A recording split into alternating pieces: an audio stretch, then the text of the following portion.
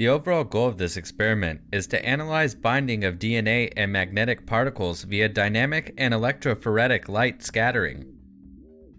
This method can help answer key questions in the biotechnology field, such as how fast and strong is the binding between nucleic acid and magnetic particles. The main advantage of this technique is the visualization of physico-chemical changes on the particles, such as size, polydispersity, or zeta potential. The implications of this technique extend towards molecular diagnosis because of increasing demand for fast and sensitive DNA isolation.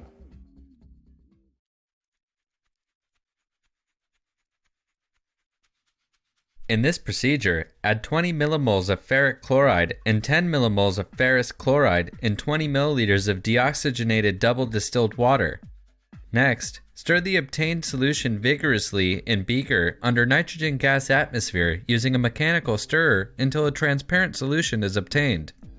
Then, under rapid mechanical stirring, add 150 milliliters of 1 molar of aqueous ammonia drop by drop using dropping funnel over an hour. Afterward, transfer the solution into a screwable vessel and heat the solution at 75 degrees Celsius for 30 minutes.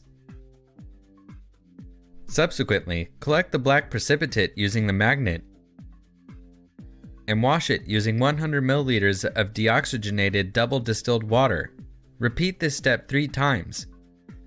Then, add 50 milliliters of 0.5 molar trisodium citrate dihydrate and screw the vessel. Following that, redisperse the precipitate via sonication and heat the vessel at